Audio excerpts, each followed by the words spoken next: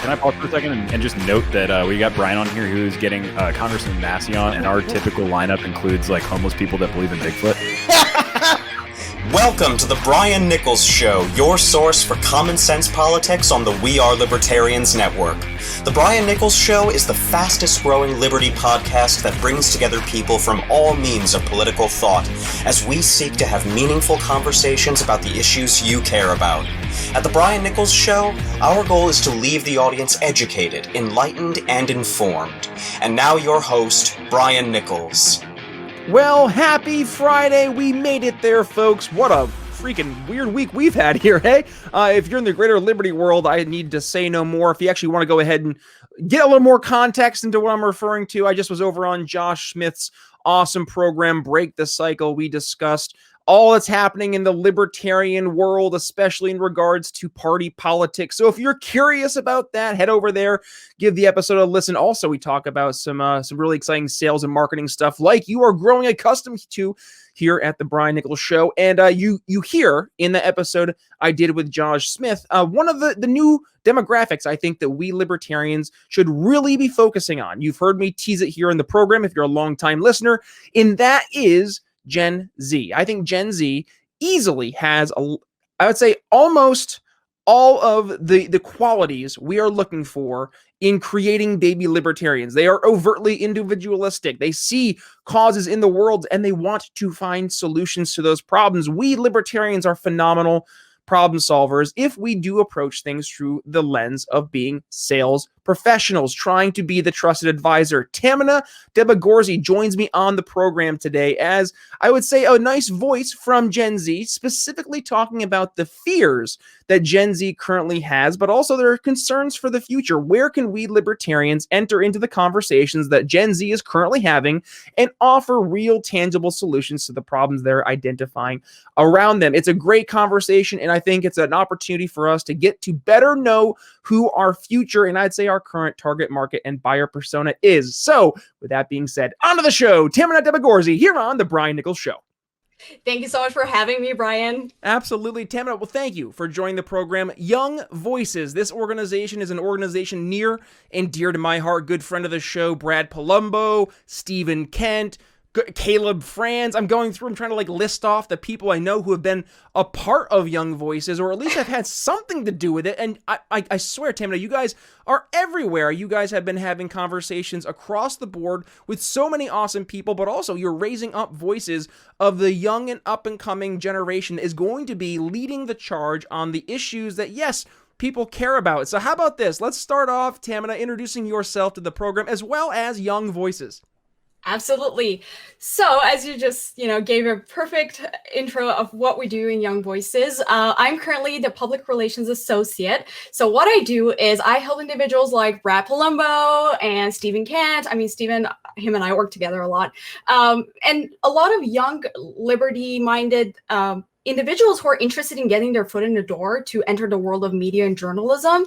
And we do a lot of things for them. We help them to get their op-eds published. We have really good relationships with a lot of media outlets that we're able to get them on TVs and radios and podcasts.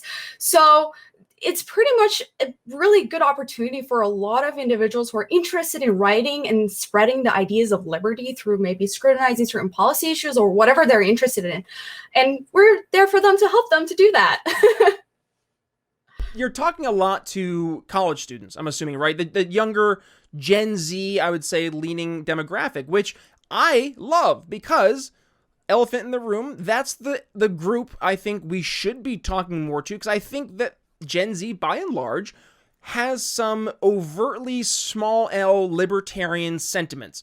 They understand that, they aren't just one of many, that they are them, that they are who they are, and that individual, that individualistic streak in them is a good thing. It's who they are. It makes them them. But also, they understand that there is this idea that we are together. We do have this sense of connection, of community, but maybe it's not of collectivism. They're questioning. They see the ideas of the 50+1 majority making the decisions for the minority, and they're weary of that. But also they're a generation that they can go on to this little smart device in their pocket and quite literally look up and analyze anything at the top of their head in a moment's notice. And I think that's really exciting because these are the people. If I'm looking from a target market perspective, they are open to the ideas of liberty. So talk to us, Tahmineh. What are you experiencing in your conversations with the young folks? And am I off base? Am I missing the boat here in terms of where the Gen Z's mentality is? Well, Brian, I would agree with you like 80% there that my generation is the generation of internet. We know how to look things up. We are not fooled by the media as, maybe previous generations always, just consume whatever is fed to them.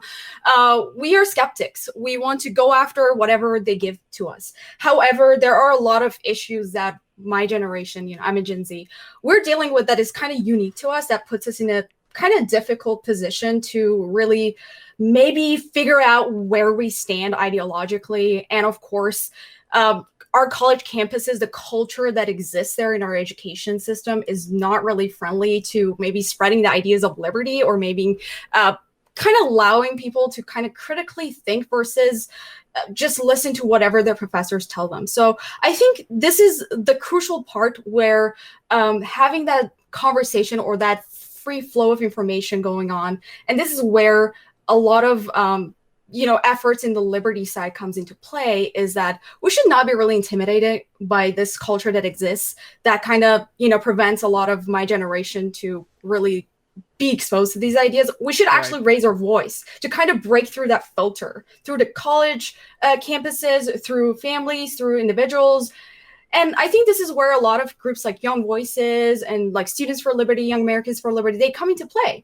They go and help people my age to get involved and learn about these ideas. Yeah.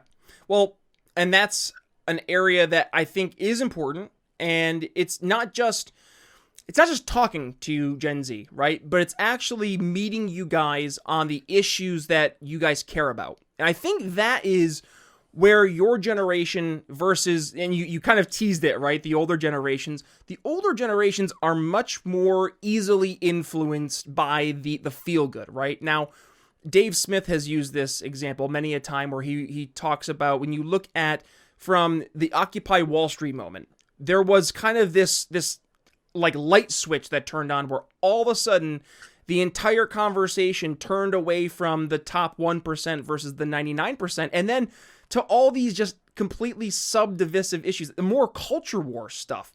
And I see your generation being much more weary of that. They're like, nah, we're not playing that game. And again, am I off base there, or am I kind of reading the tea leaves right? No, that's absolutely right, because everyone has an issue that they care about. And I think what has been missing here is a lot of politicians or, people like pundits and journalists, writers, people who love to talk about these ideas kind of miss the needs of our generation, or maybe they put it in different lenses that doesn't really make sense or appeal to us. For example, yes, we are actually worried about high cost of education. Previous generations didn't really have that issue. We are worried about the debt that our country is into because we have to pay it, right? We inherited it from our previous generations and we have to pay it. We are worried about, the housing crisis and things that it's kind of, our issues as young people. But it's sometimes difficult to find that right niche place to kind of feel like you're heard.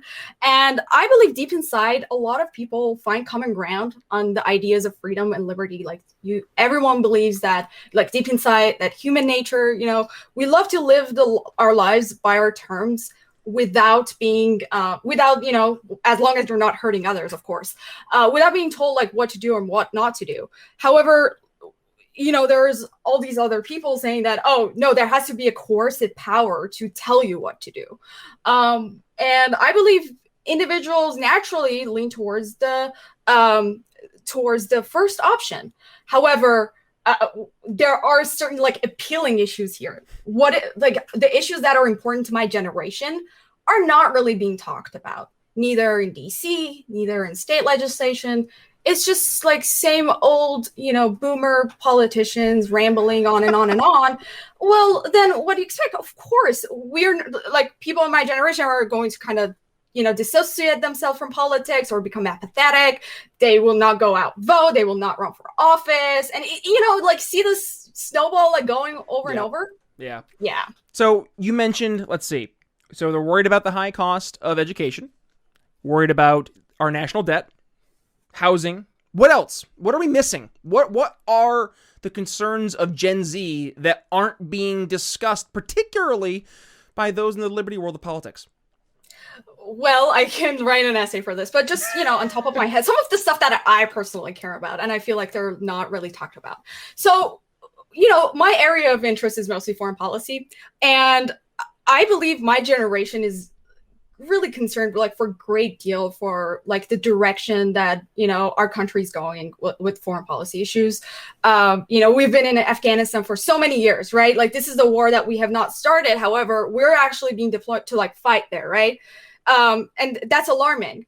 Same thing with other issues. We're entering another world of cyber security cyber warfare. We're having another rising power kind of emerging, but our politicians are stuck in the post-Cold War mentality still, and they're not able to really see what is happening and what is coming.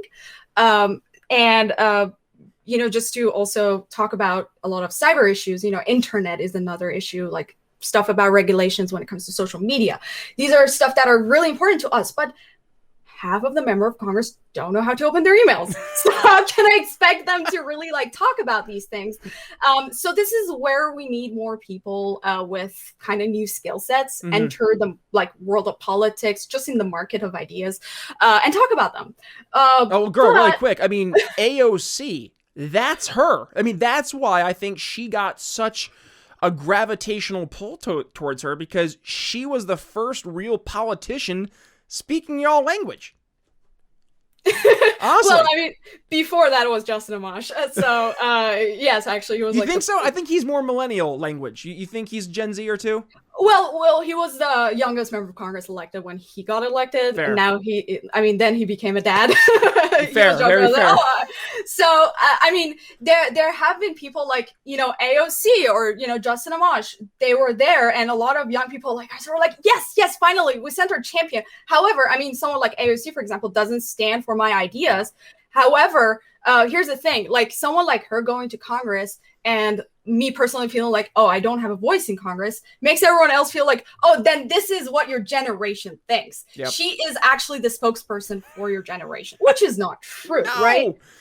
Oh, God, no. If I had half the people in my graduating class as the spokespeople for my generation, oh, Lord, help me. Lord, help my generation. Yeah, but it's not true. Like, she doesn't speak for all of us. Just having someone under age of 30 in Congress is pretty awesome, but we need more people from my generation actually rising up to those levels. We had like some good deal of members of Congress elected in the past cycle. Like we have the first Iranian American woman getting elected in Congress. I'm Iranian American. I feel yay. She got elected as a Republican. We had another Gen Z member elected. Also as a Republican.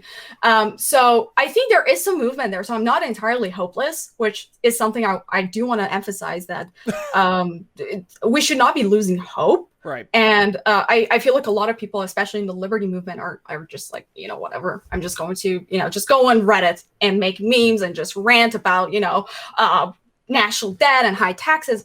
But we should actually get on the ground and do the real work. That's how we can really, get ourselves up there. Just talking about it and like complaining about it is just not going to make a difference.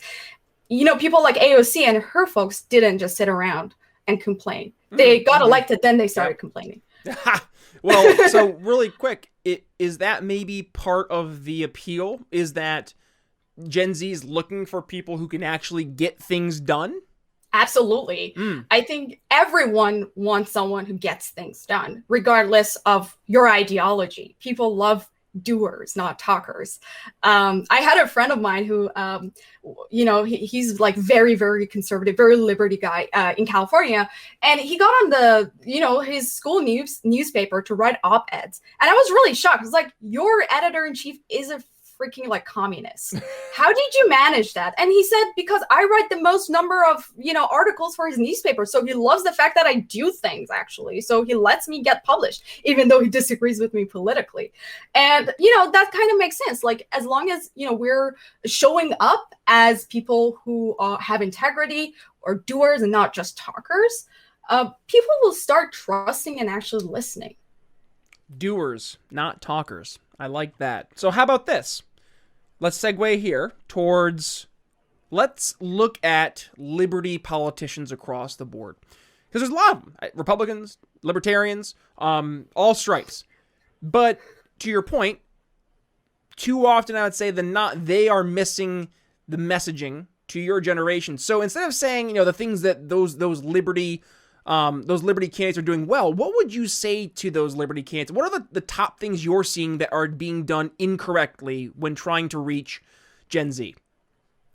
Well, there are so many things. For example, one of the biggest things that I personally feel like maybe the people on our end should talk about more, not that they're doing it wrong, but maybe they should emphasize on it more, is kind of like words of encouragement and empowerment. And I know the left has hijacked this like empowerment word, but really like we feel like since we are individuals, then, it's our problem. Like, yeah, I mean, I don't care if you want to run for office, that's on you. Like, good luck. I'm just going to do my own thing because we're not into group thinking, right?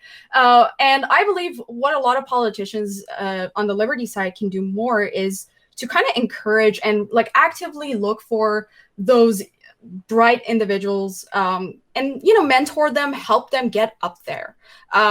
Unfortunately, I think that culture of mentorship is missing in our politics, in the liberty movement specifically, or on the right in general. That's why the left is winning on so many ways. They love mentoring each other. Just, that's another reason that a lot of them become professors, because they love doing it. They understand the value of reaching out to those raw talents. We on the right, we don't do that a lot. I mean, organizations like Young Voices, Students for Liberty, or Young Americans for Liberty, they do that. But I mean, what about the others?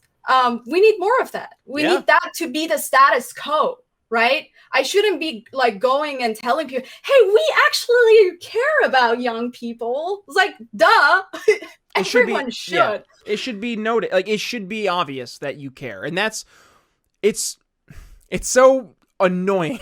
I guess annoying is the best word. It truly is, though, to me, annoying, because it's so common sense, like, to be a human, right? To show the empathy, to be authentic, to be genuine, to be lovable. Like, people want people who feel like they're real people. Like, you can watch... Here, this might be before your time, but I remember back when I was in college, way back then, and it was Mitt Romney running for president, and you just see him up there, and you're like, really, him? Like, and I was Mr. GOP, like I was rah GOP, GOP college Republicans president, like that was my entire shtick, and even I was like, Mitt Romney, like that guy, because you could tell everything's rehearsed, everything's gone through a focus group. Everything has been, just polished up to the nth degree. And then you have somebody like Obama who can come across as just, so authentic, so genuine, so relatable. And it's like, what are you going to do? How are you going to be able to run just this robot, version of, repeat GOP candidate here and expect to have a chance? And then I look at, let's just go to libertarians in general. If we're going to look at like the liberty world, you can't have people who just are weird. And I don't mean to, be too mean, but like, aren't we all? I know, but like at least have, and I've had, some elected libertarians on the show, but have people who can actually make libertarians human, relatable to real people.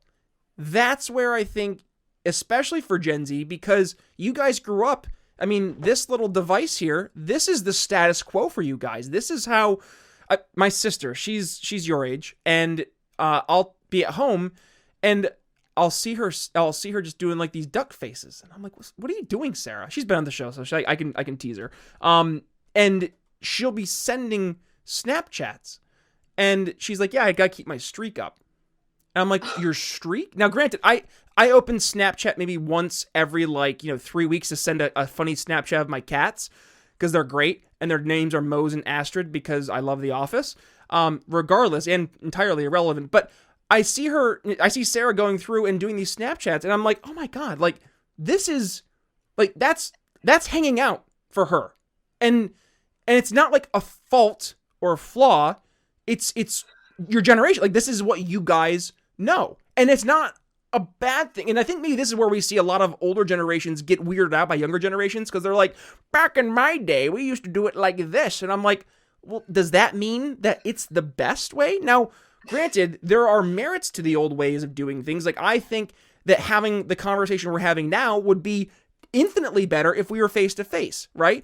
But that doesn't mean that having this conversation, we shouldn't do it, right? Like you know what? We shouldn't have this podcast until we can do it face to face. Like, that's, I think, sometimes the mentality a lot of the older generations have. So I don't know where I was going with all this, but more so to say, it's exciting to know that you guys aren't, don't take this the wrong way.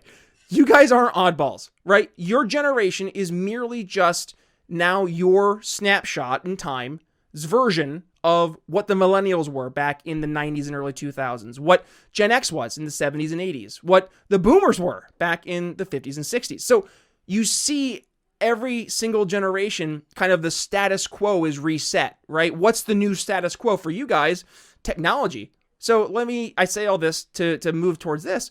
Where do you think the new status quo is going to go? I mean, you have younger generations of Gen Z who they're growing up with school literally existing on a little iPad and then just swipe left and right, and that's school to them. So where do you think the next generations are going to go for their status quo in terms of kind of like what's just accepted as is? Well, first of all, I believe internet and just technology overall is going to dominate everything, not just the markets, but also the conversation in politics. Our relationships with other countries, our friends and enemies and allies, where our budget goes, is going to all be defined by that, where our sense of security now is going to be talked about in the world of cybersecurity. Like all your data, all your valuable stuff are now in your phone. Now your information is what people can monetize. It's not just, you walk into the grocery store and the guy gives you a flyer and be like, hey, you should buy this product. No, you're the product now. Now you're the product when you walk into the geofence of the store and your phone goes onto their Wi-Fi. You're part of their product now. I mean, there's no such a thing as product. We're all, quoting Robert California from Office. Oh, that was okay. Hold on, time out. That was probably, so over my shoulder you can see I got my Michael Scott here. I'm a huge Office fan. That was a deep tracks Robert California drop. Thank you. I appreciate that. Continue. So, talking about that, there's no such a there's not a lot of difference between selling $10 million oil refinery equipment or paper, as he puts it. It's all about the individual. It's all about feeling, close to the people. Yes. And I think it has been a lot, in the past, it's been always about that, but in different means. And it's going to be like that forever because we as humans haven't evolved at all that in the short amount of time.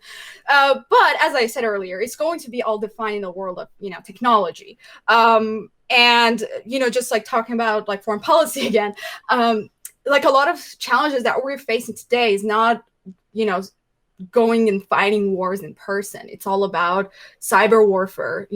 Every hack, everything that happens is just going to, it's going to cost billions of dollars, right?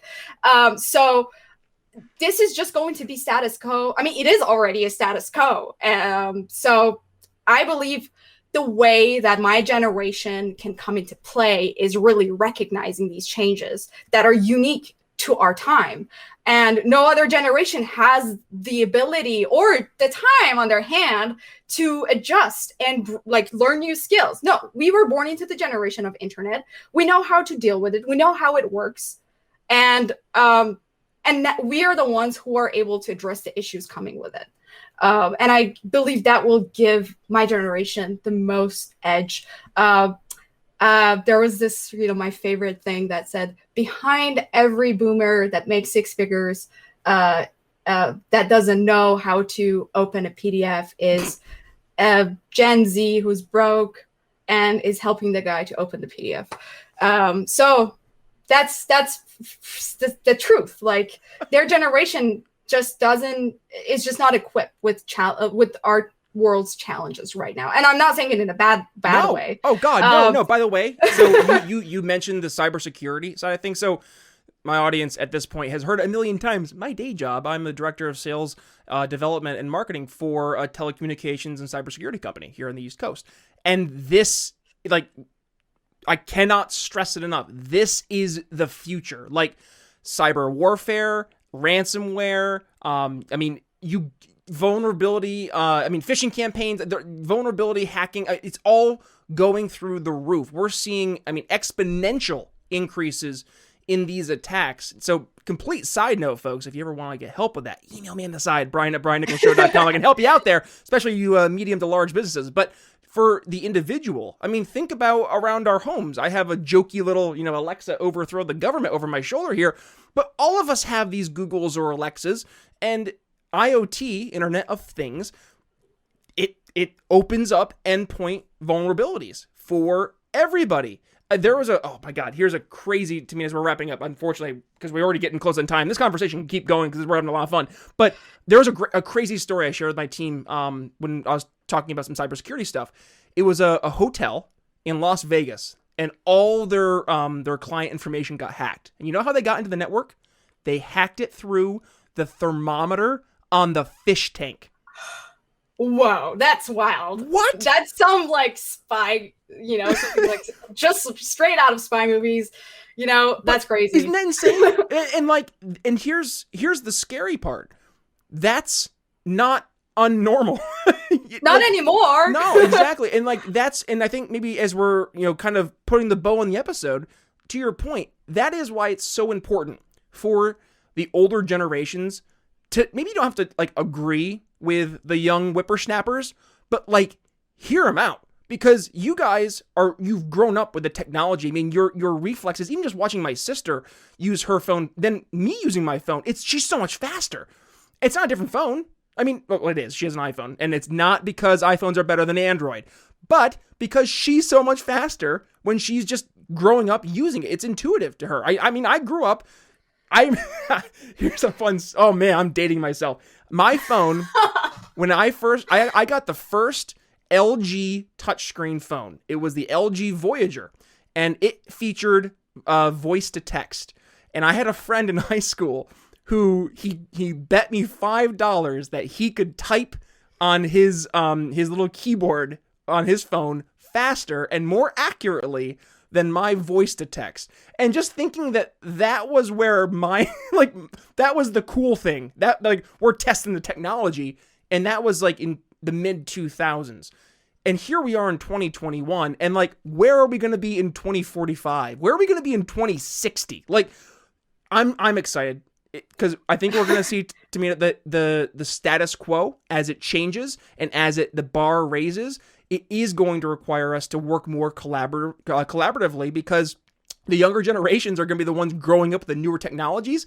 And us old folks over here, the millennials, we're going to need, and as are the Gen X's and are the baby boomers, are going to need the help of Gen Z and the generations that follow. So with that being said, whew, that was a lot, and a lot of fun. Let's be real. This is probably one of my favorite conversations I've had here in recent minds. So we're going to keep the conversation going off air, because we're going to get you back on the show for sure and promote more of Young Voices. But in the meantime, I want folks to go ahead and not only support Young Voices, but support you. So Tahmineh, where can folks go ahead and follow you if they want to learn all things that's going on in Young Voices, but also Gen Z?